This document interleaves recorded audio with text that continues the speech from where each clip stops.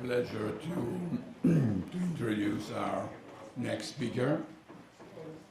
Jim Bullard is a distinguished member of the Federal Reserve System. He's the president of the Federal Reserve Bank of St. Louis since 2008. He's a very prolific author, writing on many economic issues, especially monetary policy, but others. A central banker who engages with many audiences to help promote the Fed transparency and access. In 2014, he was named the 7th most influential economist in the world. He's a member of many advisory boards, an honorary professor at Washington University in St. Louis. He holds degrees from St. Cloud State University and also the Indiana University of Bloomington. But one of the most important, I think, qualifications for him as a central banker is that on many occasions he has been able to move the thinking of other members of the FOMC in the conduct of monetary policy. So please join me in welcoming Jim Bullard.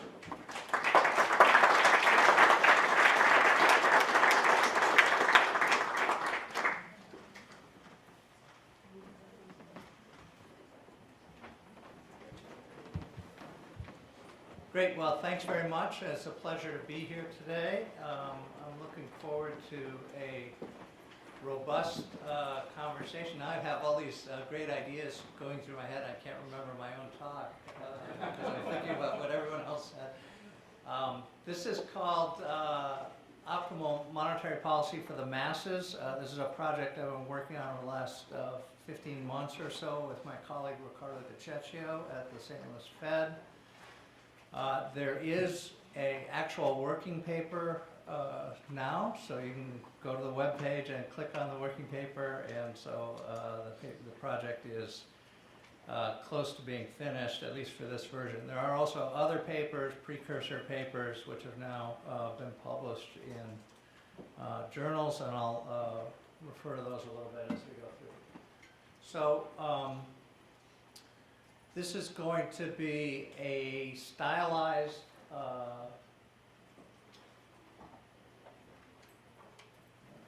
it's going to be a talk without slides.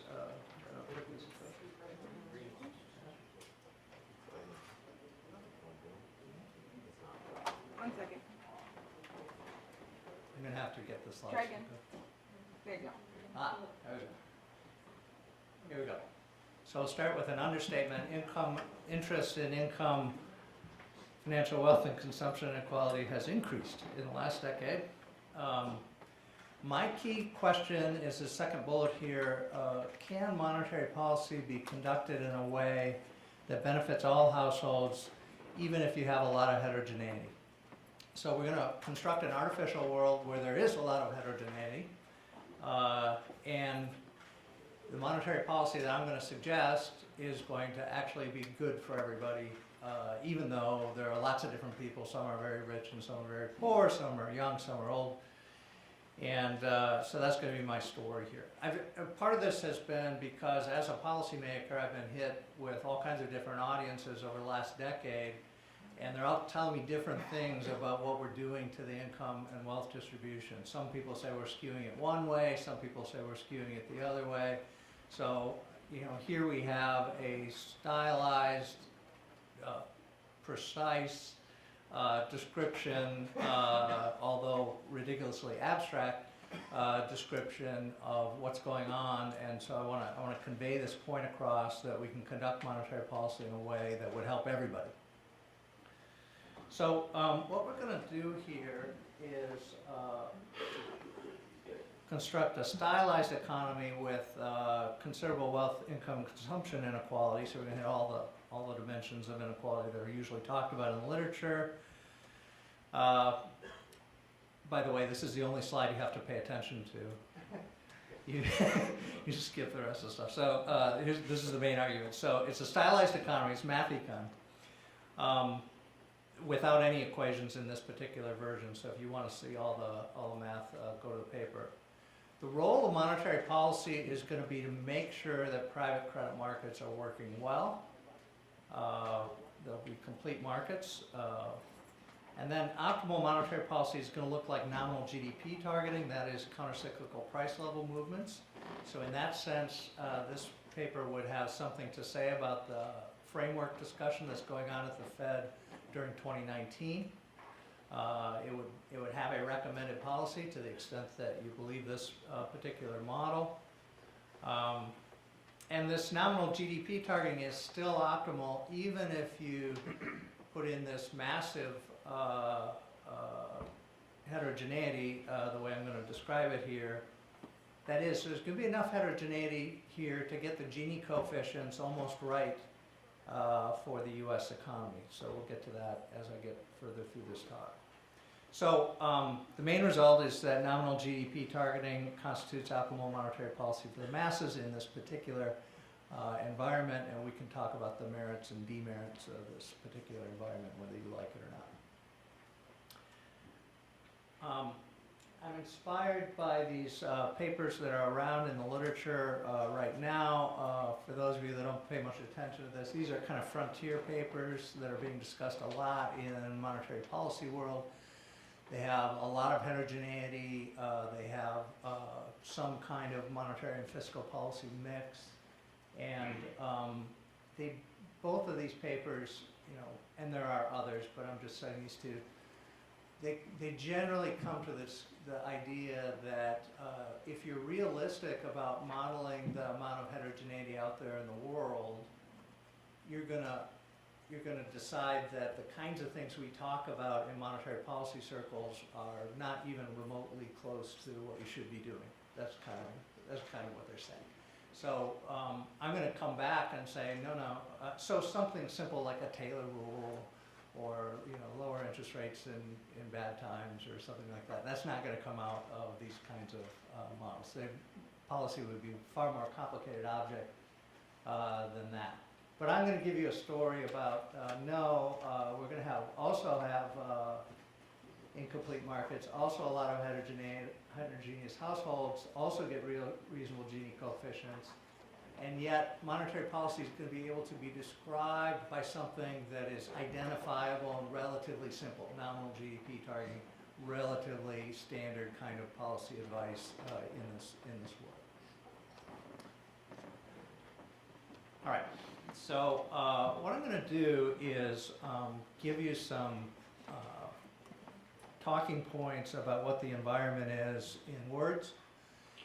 I'll describe it a little bit to you. Again, this is all designed not to have any equations in it. Then I'm going to get to some pictures, and I think it'll become a lot clearer what's going on in the equilibrium of this economy once I get to the pictures. So for those of you that know something about this, this is a general equilibrium economy. It's a life cycle economy. So life cycle economies were studied by Modigliani in particular, but many others, long tradition in literature. So that's going to mean that there are young and old people simultaneously living in this economy. Each period, a new cohort of households will come in and enter the economy. We're going to think about those guys being sort of age 20. Any age in that range will do. They're going to live for 241 periods. It's going to be a quarterly model. And then they're going to exit the economy. And I wouldn't get hung up on, a lot of times when you talk overlapping generations, people started talking about being born and dying and stuff like that. I think you just want to think about it as this is the group we're going to keep track of, sort of 20-year-olds to 80-year-olds. We're not going to keep track of children. We're not going to keep track of the extremely old. We're going to just keep track of that group in there. Those are the primary decision makers in the economy. And then households are going to have very simple log preferences over consumption and leisure, so they're going to decide how much to consume and work. And the critical feature of this particular version of this model is that households are randomly assigned one of many possible personal productivity profiles when they enter the model. I'm going to show you some pictures of this. So you're going to be age 20, and I'm going to hand you a productivity profile for your entire life about how productive you're going to be at all the different stages of your life. This productivity profile is going to, in a brilliant stroke of mathematics here, we're going to make this productivity profile exactly symmetric. It's going to begin low, it's going to hit the peak right at the very middle point of the life cycle, and it's going to decline the same way it rose up. What that's going to do is give us tremendous tractability in this particular version of the model. In fact, we'll be able to solve this model with pencil and paper methods in the appendix. So what's great about that is almost all this other literature can't talk about that. They're not sure what the equilibrium is. They have to approximate it numerically. This makes everything very cumbersome. Here we've got paper and pencil solutions. That's why I'm going to show you nice pictures that show you everything that's going on. So we buy a lot of tractability with this set of symmetry assumptions. You can take your productivity units and sell them on the market at a competitive wage. So if I have a lot of productivity units, I'm going to get a lot of income. You don't have very many productivity units, you're not going to get very much income in that particular period. Plus, we can also decide how much to work. There is an aggregate shock. It is the growth rate of aggregate productivity in this economy. So there's just the one shock. So for those of you that are students in here, what's really hard about this kind of problem is you have the aggregate shock, you have the heterogeneous households. The equilibrium means you have to keep track of the whole distribution and how the distribution is moving around over time. But because we made these simplifying assumptions, all going to be really, really clean, and you're going to be able to see how all of that works. No population growth here. Demographics are certainly a big issue, but we're not going to talk about that here. We're not going to talk about effective lower bound here either. That's in a companion paper that's forthcoming in the JEDC. All right, so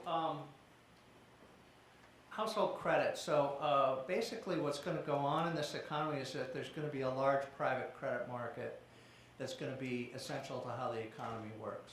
There are going to be middle-aged people who want to save for their retirement years, and there are also young people who want to pull consumption forward in the life cycle. This is standard in life cycle models, so this creates a big private credit market. That's the big market that's going on in this economy.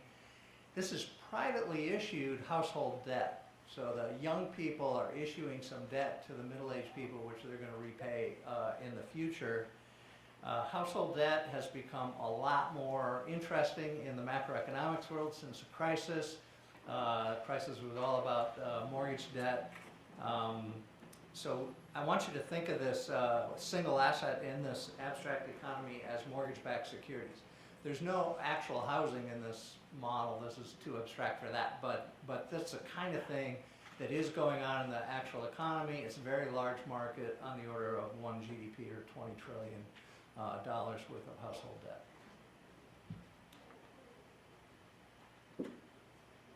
And there's something wrong in this economy. If there wasn't anything wrong, there wouldn't be anything for the central bank to do to come in and fix.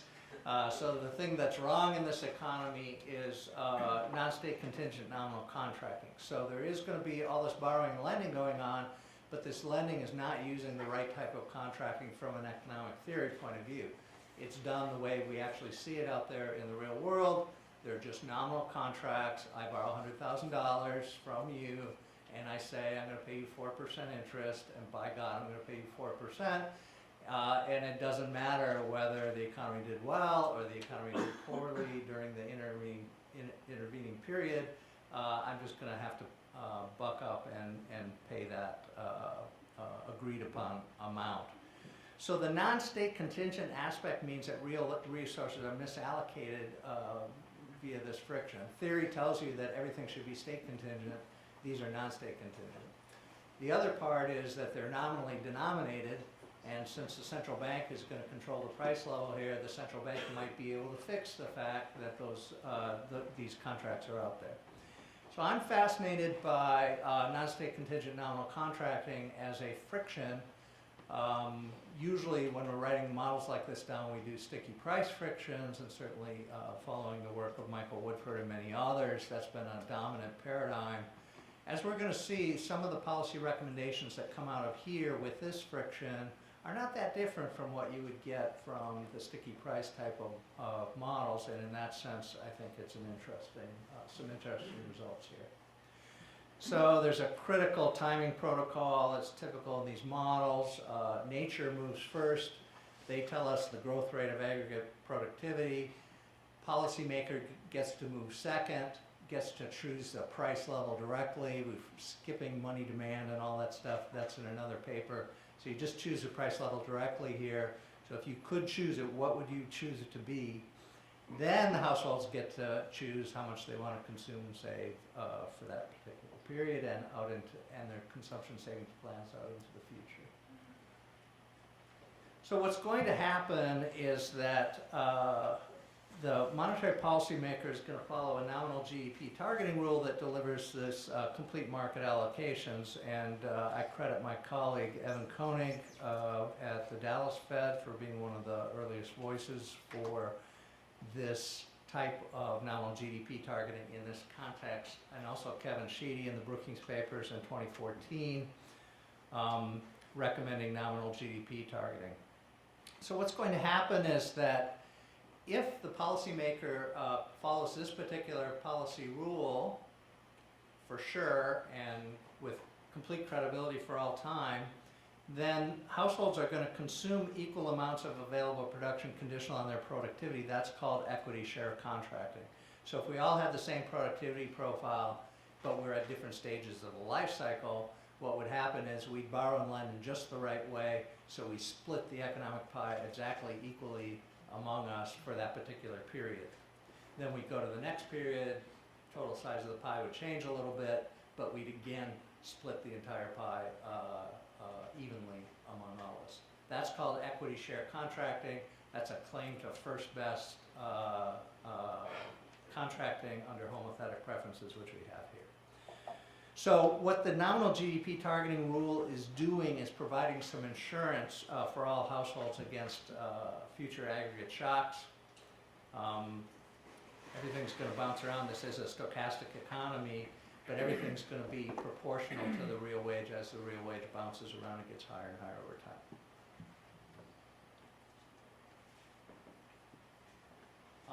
The equilibrium, and I'm almost to pictures here, the equilibrium in this economy has a really nice feature, and this is because of the simplifying assumptions that we've made, but the real interest rate in the economy is exactly equal to the output growth rate in the economy every single day, even in the stochastic economy.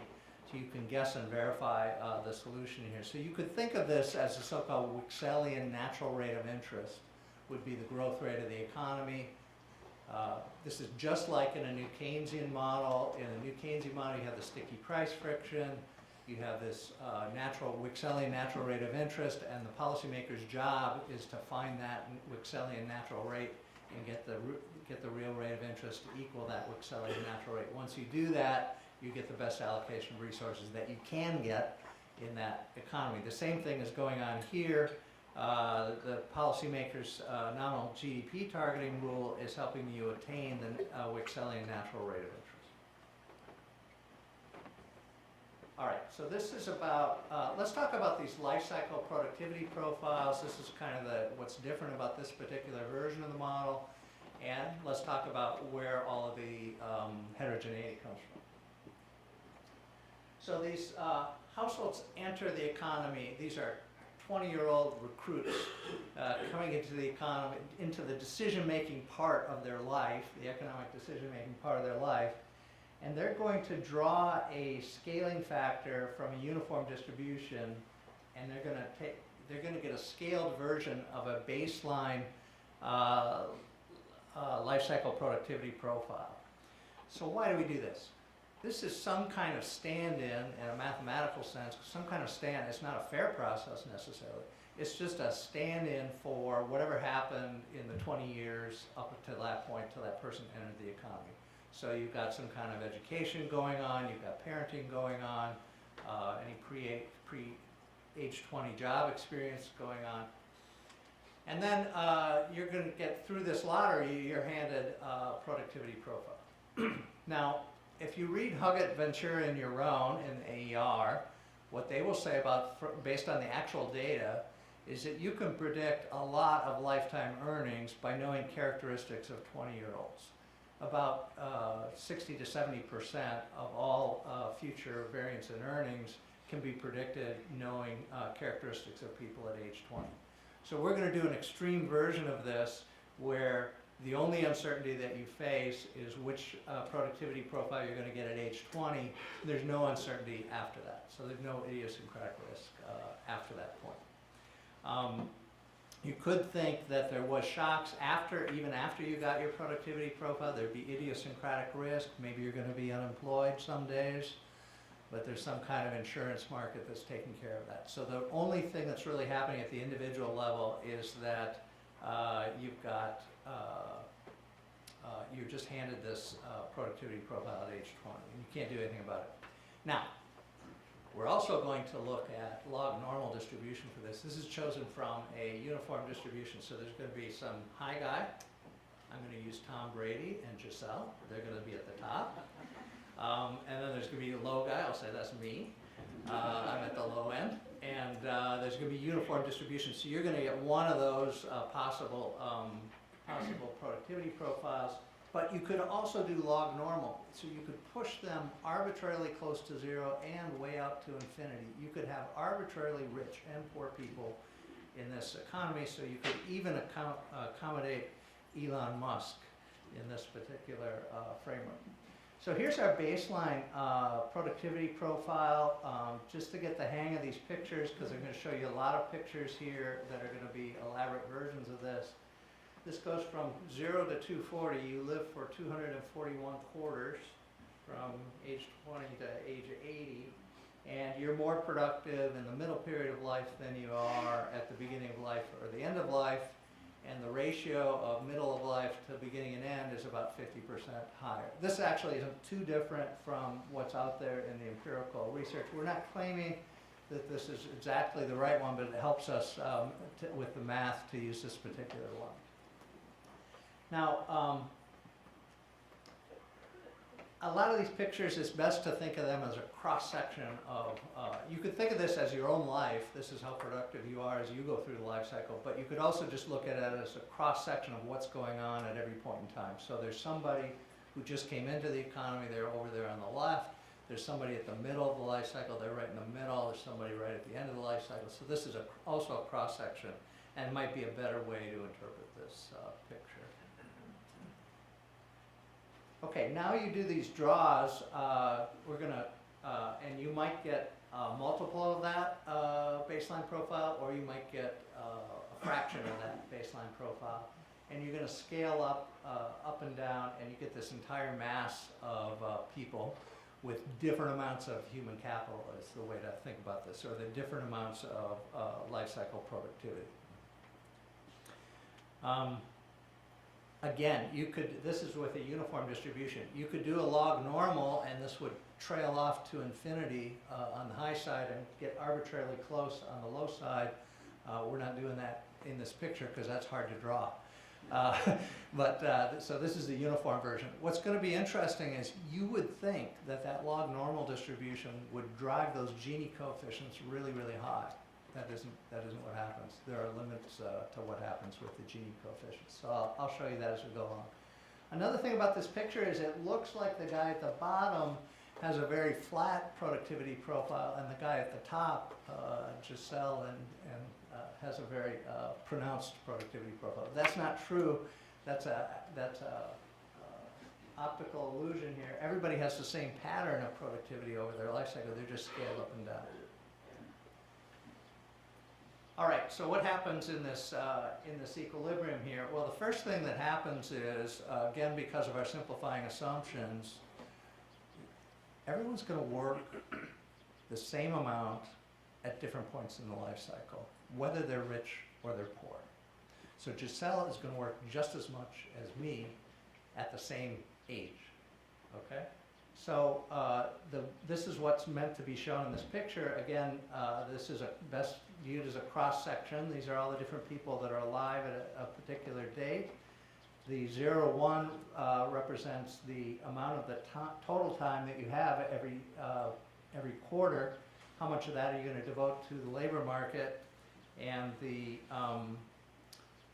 blue line is the hours worked. The red line is the average in the data, which is about 19% of available time is actually devoted to work in the US, depending on how you calculate that. So we calibrated to that so that the average amount of hours worked is 19% of available hours. Very young people don't work very much. Very old people don't work very much. People in the middle life cycle work a lot. That's because you got to make hay while the sun shines.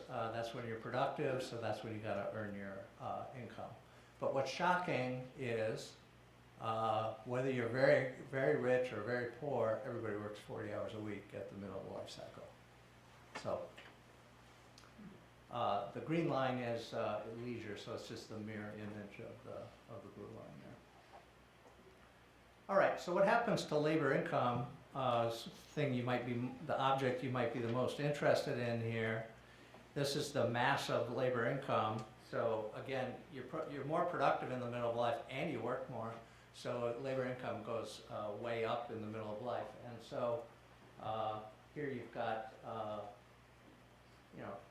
there's a continuum of agents at every cohort, so the same number of agents in some sense, but of course, very little income being earned early in the life cycle or late in the life cycle, a lot of income being earned in the middle of the life cycle. Ratios here are about 42 to 1 or something like that between the richest guy and the poorest guy. Again, you could do this in a log normal sense and you'd have going off to infinity. We're going to calculate the Gini coefficient for this blob here, and it's going to be very close to the US data. And then what do people actually do under this optimal monetary policy? The blue is the income, labor income. The red is the consumption. So again, people that are sharing the same productivity profile all consume the same amount. So the people that are at the very top of this blue part of the diagram here, they're consuming at the very top of the red box there. So what they're doing is completely splitting the available production among that group. So the way to think about this is you have a young doctor, middle-aged doctor, old doctor.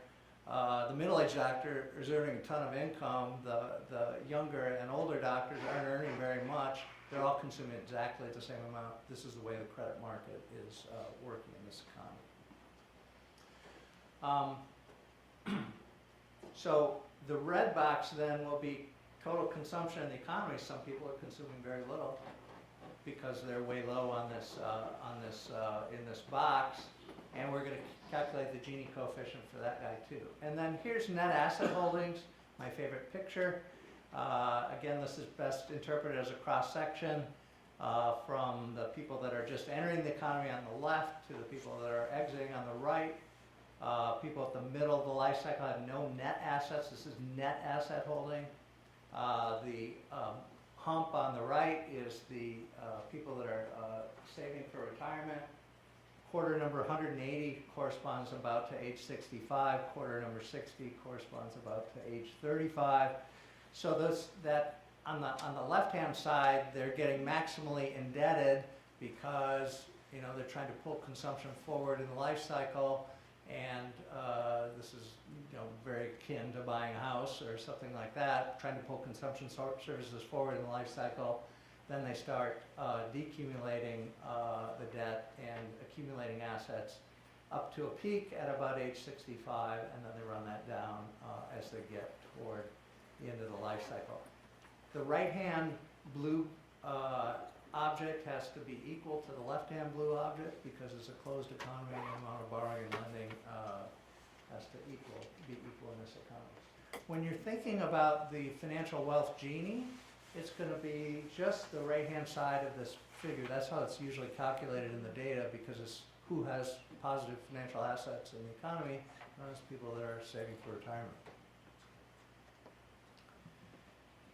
All right, so now there are three notions of income. Then I'll get to some stuff about other stuff about policy. Monetary policy. I'll get to that in a minute here. So you could think about three notions now of income. There's the labor income. I already showed you the labor income distribution in this economy. So you could just look at that and calculate a Gini coefficient for that. That's not the way it's always done in the data, because usually we count labor income plus any capital income that you'd have from your savings. So you can look at that. And then you could look at the non-negative component of total income. So some people are spending more than they're earning because they're going further and further into debt during part of the life cycle. So you could zero those people out if you wanted to. Here are the Gini coefficients for these various measures here. Here's some pictures. Here's the labor income, the same labor income distribution that I showed you, plus capital income. So the people on the right-hand side of this picture have labor income plus the amount of savings that they have at the interest rate that's available. So you get this kind of odd-shaped object. You could calculate the Gini coefficient for that. Here's non-negative total income, a little bit more skewed around. You could calculate the Gini coefficient for that, which we'll do. So now we want to look at inequality in the model versus the data. This model is too abstract to really take seriously to the data, but nevertheless, we want to show that there's enough heterogeneity here that you can at least get some ballpark Gini coefficients. And if you wanted to do a really serious version of this, I think you could. You could add a lot of bells and whistles to this and calibrate it more seriously to the data. So if you go to the literature on inequality, the consumption Gini, according to Heathcote et al., about 32 in the US data. Gini coefficient is a measure of inequality, goes between 0 and 1. If it was close to 1, there'd be a lot of inequality. If it's close to 0, there's no inequality. So the income Gini, the one that people talk about the most and is thought to be quite high for the US, it's about 51% pre-tax. And we're talking, this is an economy that doesn't have any taxes or any government at all, so we want to think in gross terms. But when you're talking policy and Gini coefficients, you should also think about the post-taxes transfers Gini. That's about 43%. We're going to compare to the 51% here. For financial wealth, it's very high for the U.S., about 80%. All right. So if we look at the model itself, there's a lot of heterogeneity, depends on life cycle productivity, depends also on the dispersion parameter. Financial wealth will be the non-negative part of net assets. We can do log normal productivity, which would have arbitrarily rich and poor households. We can calculate all this with pencil and paper. So here's what you get. The US data is across the top in this picture. There's the 80, the 51 for the income, and the 32 for consumption. If we select from a uniform distribution for these life cycle productivity profiles, we get consumption Gini just about right, income Gini just about right, wealth Gini a little bit too small. You might think that that would be fixed with the log normal choice, because the log normal choice would have this long tail and you'd have Elon Musk in there and other billionaires. But no, log normal wealth Gini actually comes out slightly lower than the uniform Gini, but is the same on income and consumption. So, but the point of this is probably not to take it too far as a calibration exercise, because it doesn't have enough other features, but it shows you with this very simple construct that you can start to get real close to the amount of inequality that's in the US data. It's well known that this type of model is not going to get the full wealth Gini the way it is in the US data. You might say, gee, Jim, you could just increase that dispersion parameter and push that out, and I can go to infinity, actually. that actually doesn't help us get the Gini coefficients, which is what this picture shows, that the horizontal axis is the scaling parameter on relative to the baseline productivity profile. How far out are you going to spread these guys? A value 1 would mean everybody gets the baseline profile. There is no difference in lifetime productivity for anybody. And this picture is kind of instructive here. We chose a value of 6.5 on the horizontal axis. So we got these Gini coefficients, the wealth Gini 72, the blue line 51, the green line consumption Gini 32. But we could have chose 4, and we would have got just about the same numbers. We, in fact, could have chose, 2, and we would have got just about the same numbers. And look all the way on the left there, you go all the way down to 1. So with a 1, everybody would be getting exactly the same productivity profile. There'd be no difference between life cycle productivity between any of us. But wait a minute, you still get labor income Gini not too far from 0.5, and the wealth Gini not too far from 0.65 or 0.6 or something like that. So you actually get a lot just from the life cycle alone. Just from the life cycle alone. And of course the consumption Gini would go down to 0 because everyone consumes the same amount at different stages of the life cycle. Regardless of where they're in the life cycle. But as far as the income and wealth Gini, they would actually be quite high. So some of you have heard me before say that life cycle alone will give you quite a bit of the measured income and wealth Gini. This is showing exactly that on the far left part of this picture. It won't give you the consumption Gini. All right.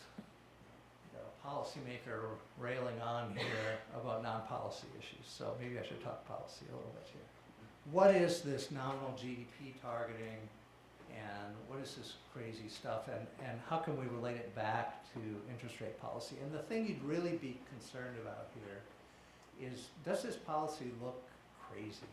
Does this policy look way off from anything that actual central banks do? And the answer to that's going to be no. Now, in the literature, the nominal GDP targeting rule has been called countercyclical price level movements. So if you have a good day in the economy and productivity growth is high, what you should do that day is set the price level lower than you otherwise would. And you have a bad day in the economy and your productivity growth is low, then what you should do is set the price level high on that day. So, of course, we don't actually normally think of the policymaker actually setting the price level every single quarter that directly. So what does this mean in terms of interest rates? And we can talk in terms of interest rates because they're implicit in the way this economy works is how the nominal interest rate evolves. So what's going on in this economy is because you have this one period ahead nominal contracting, people have to meet in a market. We would all meet in a market. Some of us would be borrowers and lenders. We're going to agree on a nominal interest rate. And what is that nominal interest rate going to be? It's going to be the expected rate of nominal GDP growth in this economy because we've set up the simplifying assumptions to make it be exactly that. So the expected rate of nominal GDP growth, well, that's something I can get my head around. And then the policy is to say the next period, the policymaker is going to ratify whatever nominal interest rate all of us agreed upon last period coming into this period, no matter what the shock was in the economy. By having that policy, that's going to make the real rate of interest equal to the Wickselian natural rate of interest, just like in the simple New Keynesian model.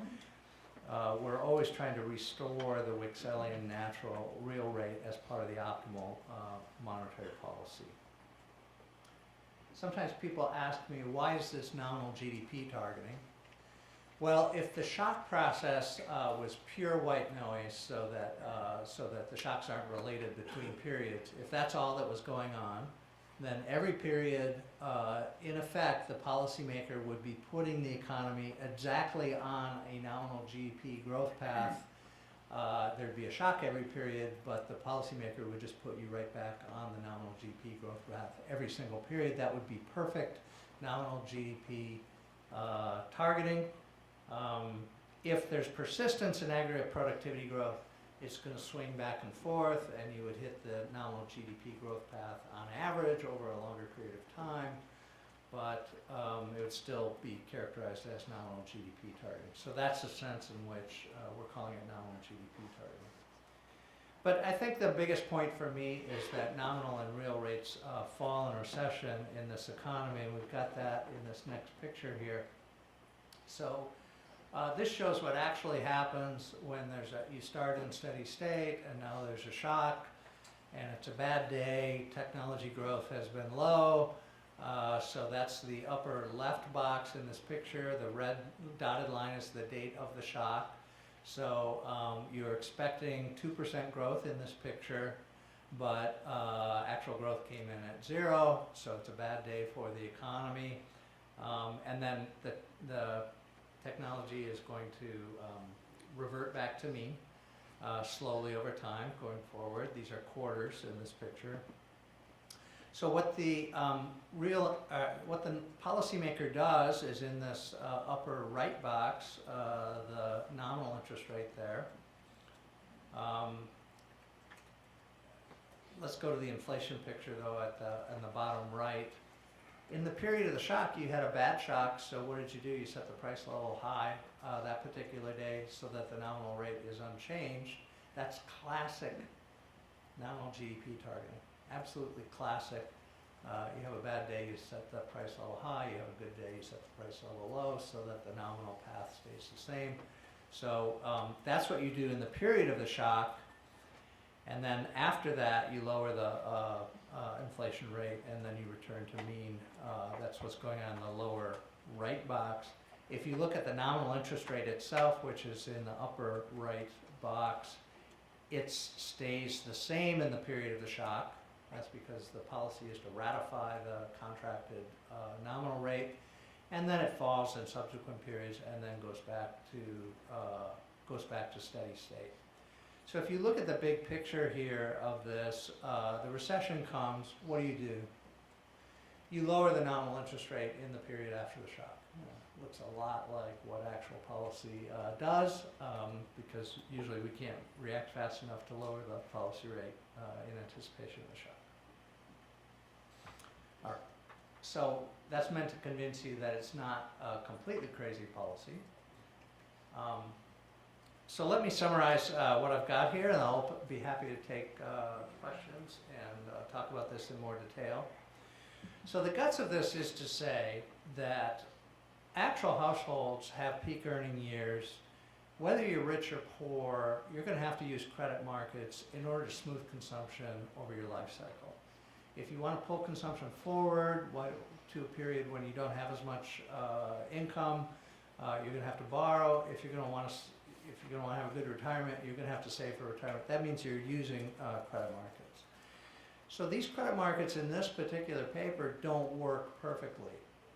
There's a non-state contingent nominal contracting friction. The monetary authority can fix this by using nominal GDP targeting. Doing so restores the Wexelian natural rate of interest, which would be the rate of interest, the real rate of interest that would occur in this economy. There were no frictions at all, and everything worked perfectly. The key about this paper is that this policy works well for all households in the economy, young and old, rich and poor, because they all face a life cycle consumption smoothing problem. So are you reallocating income between different people in the economy? Yeah, you are, but you're doing it in a way that everybody, at least in principle, would approve of, because you're getting just the right interest rate all the time, and therefore we're calling this optimal monetary policy for the masses. So I often get the question, gee, Jim, does monetary policy affect inequality?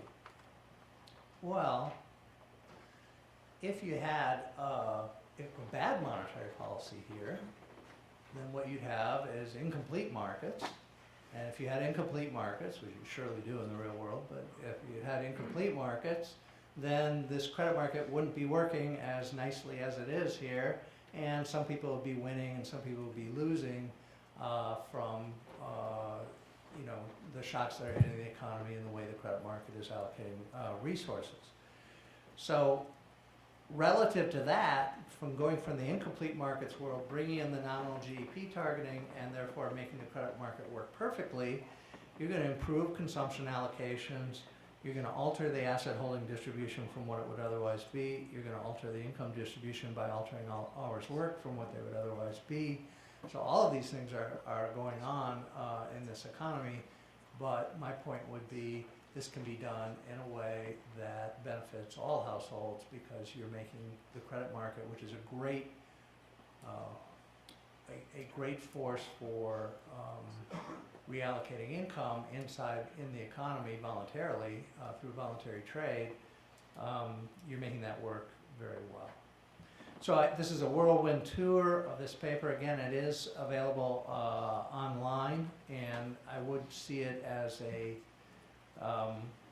contribution to the framework review that this being conducted this year by the Federal Reserve.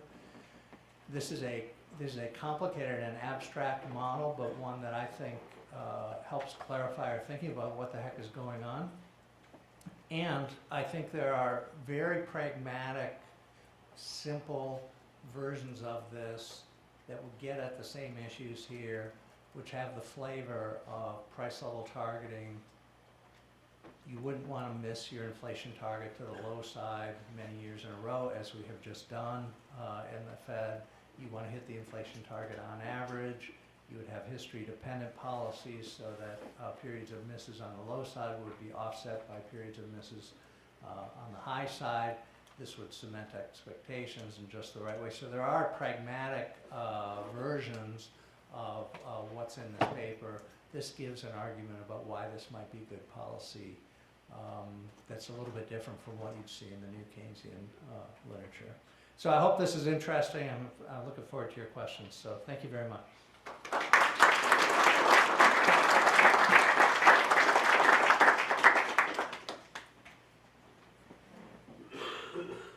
Am I supposed to call on people, or should I call on people? Okay, let's start here. Microphone?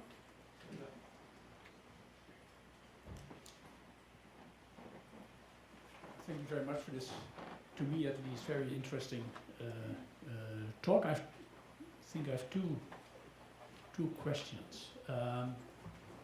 How robust is the model to introducing even more heterogeneity in the labor force, in terms of different preferences, but also in terms of the shocks that hit them? I saw the technology shock. That was a common shock, probably. It's not a shock. Aggregate, yeah. And not targeted at one particular type Right. of labor, the middle class, for instance. So that's the first question. Is it robust to Okay, so the question is, because you introduce a lot of heterogeneity, but on the other hand, it's rather uniform, and you could also argue that's still relatively limited to what we see in the actual world. So that's the first question. Should I ask the second one at the same time? okay. Second one relates to you have one instrument as a monetary policy maker, and at the moment you have, in the US context, you have two objectives basically. If I delete the long-term interest rate objective, so it's unemployment and price stability.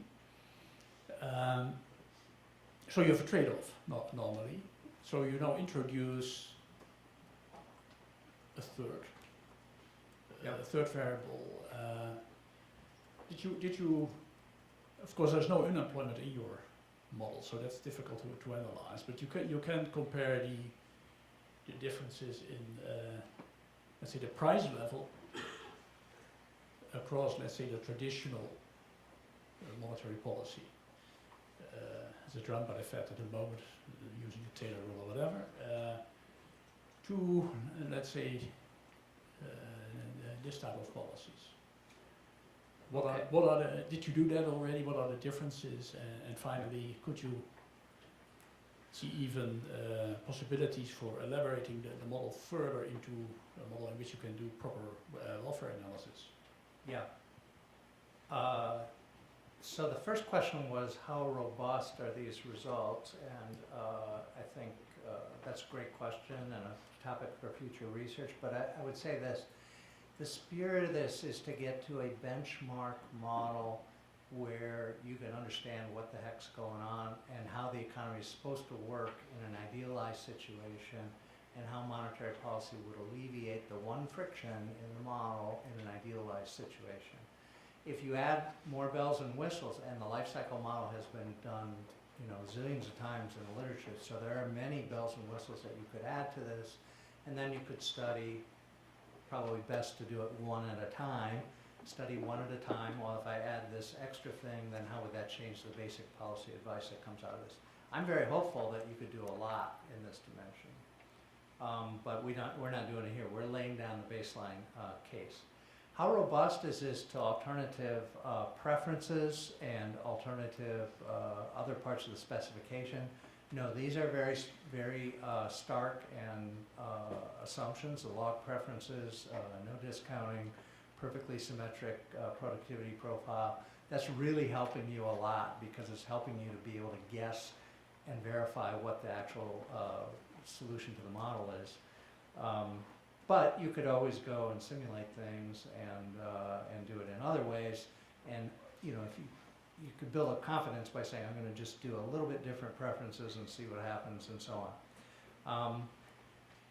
The dual mandate, okay, so I just want to get at this issue of idiosyncratic risk. If you read the literature, what they will say is you get the productivity profile, but then your productivity also changes over your life cycle according to some random process. That's the Igari-Bewley tradition in this literature. And you could interpret those shocks that are occurring as shocks to employment. That's one way to interpret it. So what we'd be saying is that there's a package out there called unemployment insurance that's insuring you perfectly against those types of shocks. That's very different from what the rest of the literature is saying, which is that there is no such insurance out there that's helping you. So what you would,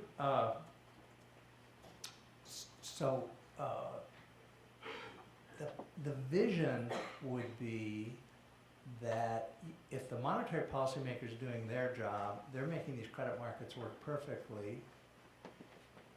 The hours worked at different stages of the life cycle, same for everybody, and those do not depend on the shock to the economy. So you can actually tax, you can use linear taxes to finance the government without distorting the economy. That would be a Heckman-like result. And then you've got your unemployment insurance scheme, which is unmodeled here, but that is helping you with the shocks that you receive during your lifetime. So the package would be nominal GDP targeting for the monetary policymaker, linear labor taxes, unemployment insurance scheme, done correctly. That would be the management package that you'd want in this economy to get you to first best. What I like about that is that sounds kind of like what actual economies try to do. Maybe not exactly, but relatively close. And it suggests that you would be able to handle an economy, even with a lot of heterogeneity, with kind of standard looking policy prescriptions, but they would include unemployment insurance and labor taxes and nominal GDP targeting for the policy.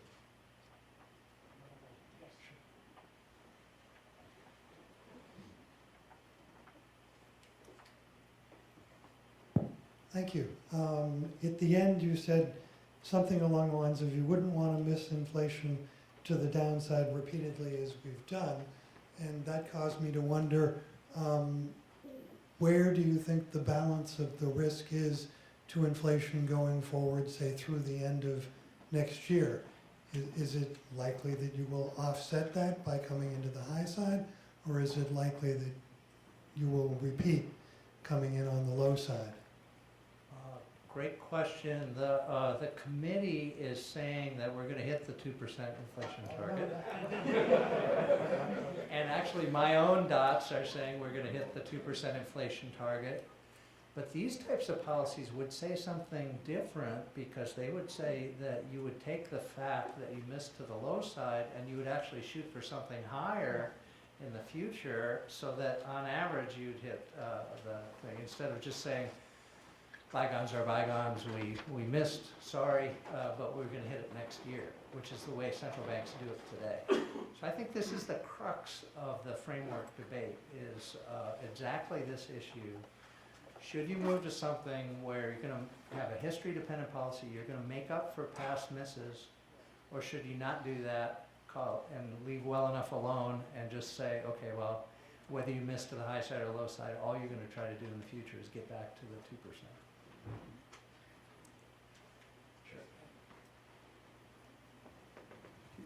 Thank you very much for the excellent presentation. In your model, the role of credit is consumption smoothing, and the productivity is simply randomly distributed.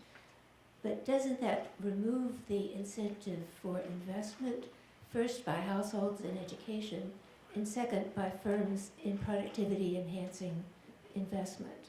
And so isn't that also a very key function of the financial system? Yeah, great questions. The answer is none of that's in the model. So here's what I think. The issue about capital, you could put physical capital in this model. I think it would all go through as I've described it.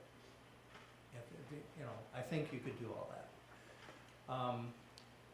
The good point about this with respect to human capital is there is a sense in which there's human capital in the model, because you got these productivity profiles. They're randomly assigned. You would like the households to be able to choose how much time to devote to training and so on early in the life cycle, and they could enhance their chances or their productivity as they went through the life cycle. We don't have any of that here. I do have work with other models and other co-authors that has the human capital component. That would change things quite a bit. So that would change things. There are other things that are going on here that would change the results. People repay for sure here. So if I contract with you, then I'm going to pay you back for sure. And since we're at the Minsky conference, maybe that's not the greatest assumption. If you said that people would not, possibly won't pay back, that's going to change. That's going to change the equilibrium. So that would be default would be something that would need to be analyzed here, and you might alter your policy if you had default in the model. But we don't have anything like that here. So great question, but those things are good. Hi, Jim. It's good to see you. Wonderful presentation, thought-provoking. Is it fair to conclude that the punchline of your entire presentation is that we need to quit forgiving sins of undershooting inflation, and that we actually need to de facto move to price level targeting? That's my first question. And then my second question, let's assume that that's right, that you're advocating moving to price level target as opposed to inflation targeting. How does that get you out of the fundamental issues the Fed's been grappling with the Taylor rule, if you will, which is that neutral is not constant, so your Wicksilian rate is not something known by the Fed, and the Fed has classically missed it over the last 10 years. And two, how do you deal with the extreme flatness of the yield curve, the Phillips curve in this paradigm? So I just want to, I love where you're going with the notion of let's not forgive undershooting sins, but practically how do you deal with the whole issue of a non-constant neutral as well as a flat Phillips curve, and how do you avoid being time inconsistent in your price level targeting exercise? I think the first thing for people in the room here is nominal GDP targeting and price level targeting are close cousins. So is it an argument for price level targeting? Yes. What I think is interesting, or I'd like to stress, is that if you go to the new Keynesian literature, different assumptions, different modeling and stuff, but they also come to the conclusion that price level targeting is optimal in that framework. It gives me a little confidence that, gee, maybe we should be thinking in terms of price levels instead of inflation rates, and you shouldn't be so forgiving about past misses, so that you really want this history-dependent type policy. On the issue of whether the neutral rate always comes back to its mean the way it does here, a good thing about this is you can stick in whatever stochastic process you want for the growth rate of the economy in this framework. So I've talked about regime switching. You could put regime switching in this model, and you'd have a high regime and it would bounce around in the high regime, then you'd switch down to a low regime and you'd bounce around there, and you'd go back to the high regime and bounce around there. You could do that here, and you could I could tell you exactly what the price level, how the price level should be adjusted at all those situations. So that's kind of interesting, that you're not relying on, you could actually track the economy and track the neutral rate of the economy and still run this policy. You're not reliant on the idea that, you know, there's only one thing that can happen in the long run, and we're always going back to that one long run thing. So I think that that's interesting. The flat Phillips curve, here you get to control the price level directly. You're using the price level to offset the shock immediately. I haven't checked what the correlation would then be between, well, you'd have a very flat Phillips curve here because the hours worked is constant. So you'd actually have almost no empirical Phillips curve according to this, if policy was constructed in the right way, done in the right way. If it was not done in the right way, then you might have a Phillips curve correlation in the equilibrium model. But under the optimal policy, there would be no Phillips curve correlation. By the way, just on Phillips curves, you know, so I've been harping on this since I was at the ECB last summer about why we're not observing the Phillips curve correlation over the last 25 years. It's been declining. It used to be kind of positive, it's come down to 0, and I think that's what you're referring to here. And it's not just the US, it's across all these economies. In my opinion, you can check my comments at the ECB last summer. In my opinion, that's because central banks have gotten a lot better about inflation targeting. This has made inflation a lot less volatile, almost constant, not quite constant, but almost. And so you're regressing, you're looking at your Phillips curve, you're trying to regress a constant on something that's going on in the economy, you're gonna get a 0 coefficient. That's approximately what has happened, in my opinion, about measured Phillips curves. And so that would also happen in this model, the measured Phillips curve would go to 0 under the optimal policy. Then how does monetary policy work? And a permanently flat Phillips curve, how does monetary policy work?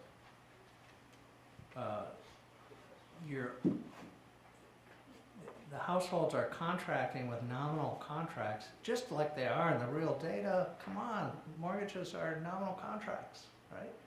So what you're doing is setting, the policymaker gets to observe the real shock that occurs and gets to transform that nominal contract into a real state contingent contract, just as it should be in economic theory.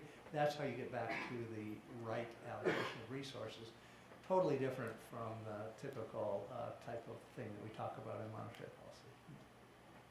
But I just have to stress, I think this friction is interesting and deserves further study. Even if you think that this paper is garbage, we should be thinking about non-state contingent nominal contracting, because this is going on all day, every day, to the tune of trillions of dollars of contracts being made.